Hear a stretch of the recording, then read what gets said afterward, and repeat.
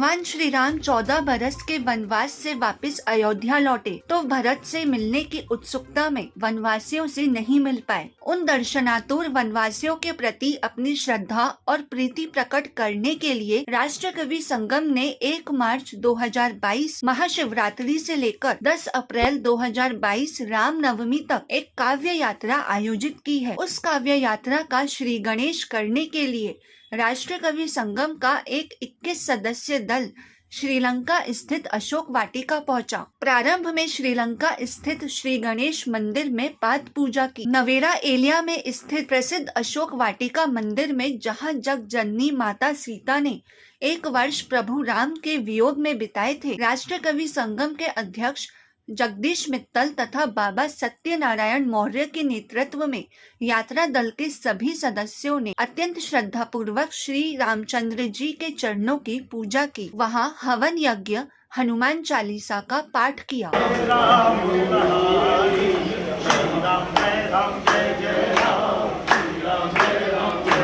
राम श्री राम, जय राम जय राम श्री राम, जय राम जय जय राम।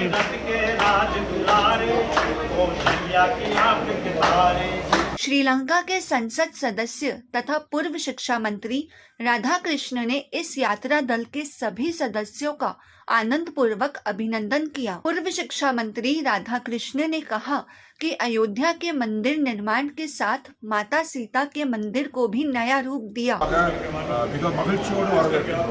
जो आज इस यात्रा पे बाहर से आए हुए लोगों को हम बहुत हार्दिक शुभकामनाएं से आराधना स्वागत कर रहे हैं।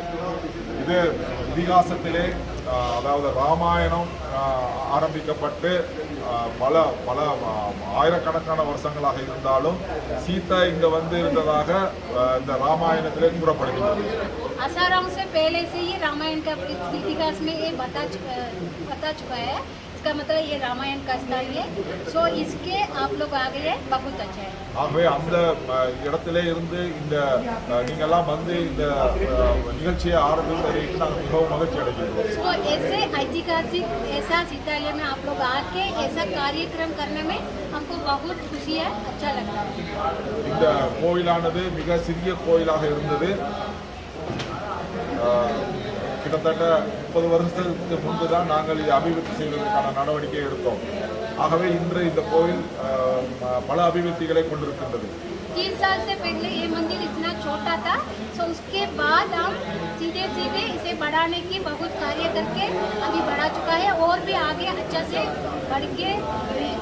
बढ़ाने के लिए हम कोशिश कर रहे हैं।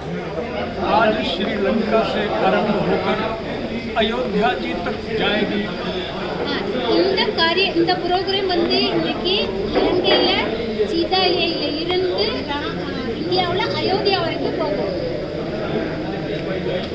यह यात्रा 6500 किलोमीटर चलकर और उन 232 स्थानों पर से होती हुई 6500 किलोमीटर जर्नी और वे 232 वे प्लेसेस जहाँ से श्री रामचंद्र जी वन मार्ग से गए थे, उन सभी स्थानों से ये यात्रा गुजरे।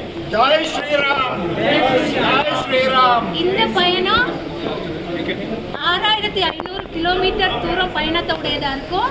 ராம்ஜி எங்கெங்க போனாரோ அந்த இடத்தை கவர் பண்ணி 232 இடங்களை எல்லாரும் தரிசனம் பண்ணி போவாங்க। आज श्रीलंका के MP श्री राधा कृष्णन जी ने हमें जो आश्वासन दिया है और जो कहा है, इधर आप अशोक वाटिका के इस मंदिर में गिलहरी की तरह से काम कर रहे हैं और आज पूरा हिंदुस्तान श्री राम के मंदिर के भी निर्माण में गिलहरी की भूमिका में है। दोनों देश एक भूमिका में है। ஸோ இன்னைக்கு நம்ம MP ராதாகிருஷ்ணன் ஜி சொன்ன மாதிரி இந்த கோயிலை கட்ட நீங்கள் அணில் மாதிரி உதவி செய்யணுங்கிற மாதிரி அங்கே இந்தியாவிலேயும் ராம்ஜி டெம்பிளை கட்டிக்கிட்டு இருக்காங்க। ஸோ இந்த மாதிரி அவங்க எல்லாரும் செய்வாங்க அப்படின்னு சொல்கிறாங்க। हमें विश्वास है कि श्री रामचंद्र जी की भक्ति के सहारे मानवता, सहनशीलता और आपसी प्रेम का ये संदेश भारत और लंका तक ही नहीं पूरे संसार तक जाएगा। ஸோ இந்த காரியக்கிரமம் மூலம் இலங்கை இந்தியா நல்ல உறவுக்கும் நல்ல மனித நேயத்துக்கும் மக்களுடைய அன்பும் நல்ல உறவுக்காகவும் உலகம் முழுக்க இது பரவும்। हमारी इच्छा है राष्ट्रीय कवि संगम की कि श्रीलंका और भारत के बीच में आपसी संबंध बहुत मधुर हो, राम और लक्ष्मण की तरह, राम और भरत की तरह से आपसी संबंध हमारे बने। இந்த காரியக்கிரமத்தில் இருந்து ராம் லக்ஷ்மண் ஜிக்கு எப்படி உறவு இருந்துச்சோ, ராம் லக்ஷ்மண் பரத் ஜிக்கு எப்படி உறவு இருந்துச்சோ, அது மாதிரி இந்தியாவுக்கும் இலங்கைக்கும் மிகப்பெரிய நல்லுறவு இன்னையோட தொடங்கும். हमारे राष्ट्रीय कवि संगम के राष्ट्रीय अध्यक्ष माननीय जगदीश मित्तल जी, जो इस सारी संस्था के सूत्रधार हैं, राष्ट्रीय कवि संगम की यात्रा लेकर के चल रहा है। राम जी की कृपा हम सब पर बनी हुई है और वो राम जी की कृपा हमारे MP महोदय पर भी बनी रहे। भविष्य में इनका जीवन और यशस्वी हो, मेरी हार्दिक शुभकामनाएं। ஸோ இந்த காரியக்கிரமத்தில் மத்திய மந்திரி ஆசீர்வாதத்தோட இந்த காரியமெல்லாம் நல்லபடியாக நடக்கு, இறைவன் ஆசீர்வாதமும் கிடைக்குது, எல்லாரும் கிடைக்கணும்னு நான் விசுவாசிக்கிறேன். जय श्री राम, जय श्री राम, जय Shri Ram. We are embarking on a holy journey as Rashtriya Kavi Sangam to follow the footsteps of Prabhu Rama when he came from Ayodhya to Sri Lanka. We are following in his footsteps from all the way from Ayodhya to Sri Lanka, and then from Noralia Sita Vatika we will start our journey backwards all the way to Ayodhya, reaching Ayodhya on the auspicious day of Ram Navami.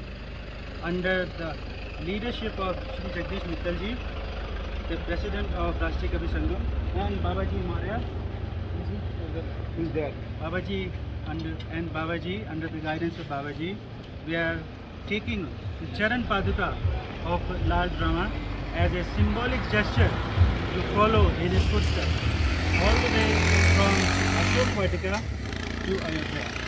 During our journey, we will stop in all the important towns and villages where we can see the traces of Lord Rama. Stay there. We will do our cultural program, mix with the locals, and give our message of peace and harmony to the world. We come here in Sri Lanka to meet with the good people of Sri Lanka in harmony. We want to disperse and live in harmony with the Maryada of Prabhu Ram, and we want to disseminate the message of love, peace, harmony, and dignity to everybody with our journey. This is a symbolic journey, and Prabhu Rama will bless us on this journey, and we want the support of local Sri Lankan people who will join us physically or spiritually to support us and bless us. Thank you so much. जय श्री राम। शाम को मुत्तुमारी अम्मन मंदिर में सांस्कृतिक व कवि सम्मेलन कार्यक्रम का आयोजन किया। भारत की धरती से बाहर आकर जहां कभी सौभाग्य से महाराज रावण ने सीता जी को यहाँ इस धरती पर पांव धरने का एक सौभाग्य प्रदान किया है, माता के पदार्पण से ये धरती पावन हो गई थी, इसलिए आज राष्ट्रीय संगम यहाँ, राष्ट्रीय कवि संगम यहाँ इस लंका की धरती पर है कि हम अशोक वाटिका चलेंगे, वरना आज ये दिन शायद नहीं आता हो। और आज जो प्रस्तुतियां हुई है यहाँ श्रीलंका के संस्कृति प्रधान लोगों ने, वो बच्चे बैठे हैं जिन्होंने कथक किया, श्री रामचंद्र कृपालु भजबन हरण भव भय दारणम। मैं सैल्यूट करता हूँ राष्ट्रीय कवि संगम की तरफ से आपको। हनुमान जी ने जब आकर माता सीता को देखा तो क्या देखा, वहाँ उनकी जो अभिव्यक्ति है सीता जी की वो है, बिना किसी भूमिका के मैं प्रारंभ करता हूँ। वन अशोक में गुमसुम सीता कष्ट मानसिक सहती है, वन अशोक में गुमसुम सीता कष्ट मानसिक सहती है, आज राम की स्मृति में नैनों से गंगा बहती है। और जब हमें किसी की याद आती है तो पहले याद आता है सबसे पहले कहाँ मिले थे। तो पुष्प वाटिका में जब प्यारी सखी देख कर आई थी, पुष्प वाटिका में जब प्यारी सखी देख कर आई थी, ले जाकर दिखलाया मुझको तब मन मूर्ति भाई की। और हम सब कहते हैं कि राम के शौर्य से धनुष टूटा था। माता सीता क्या कहती हैं, पुष्प वाटिका में जब प्यारी सखी देख कर आई थी, ले जाकर दिखलाया मुझको तब मन मूर्ति भाई थी। प्रोफेसर सच्चिदानंद ने भावपूर्वक यात्रा दल का स्वागत करते हुए कहा कि श्रीलंका की इस पुण्य भूमि पर आपका स्वागत है। आपके आने से हमारा मनोबल बढ़ा है। आज तक हमने माँ सीता की पुण्य स्मृतियों को सुरक्षित रखा है और आगे भी रखेंगे। आप आते रहें। कवि यहाँ आए हैं, उस वजह से इस भूमि का और महत्व बढ़ गया है।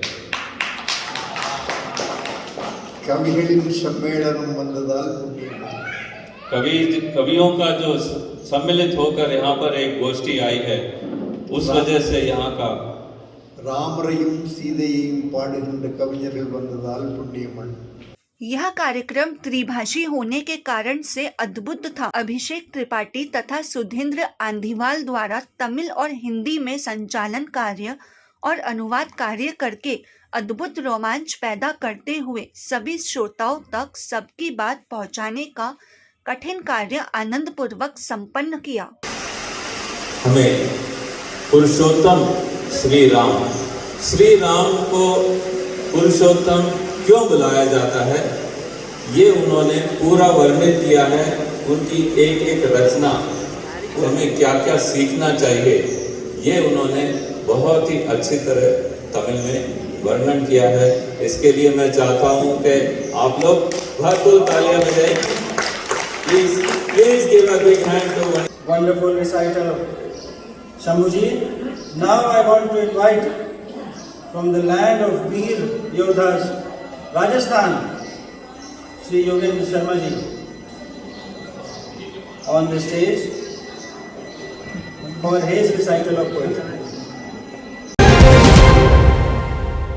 श्री लक्ष्मी विहार, फाइसागर रोड, अजमेर। क्या आप फाइसागर रोड पर नई कॉलोनी में अपना प्लॉट लेना चाहते हैं तो तुरंत संपर्क करें 7737226695। हमारे यहाँ उपलब्ध है 65 गज से लेकर 180 गज तक के प्लॉट्स।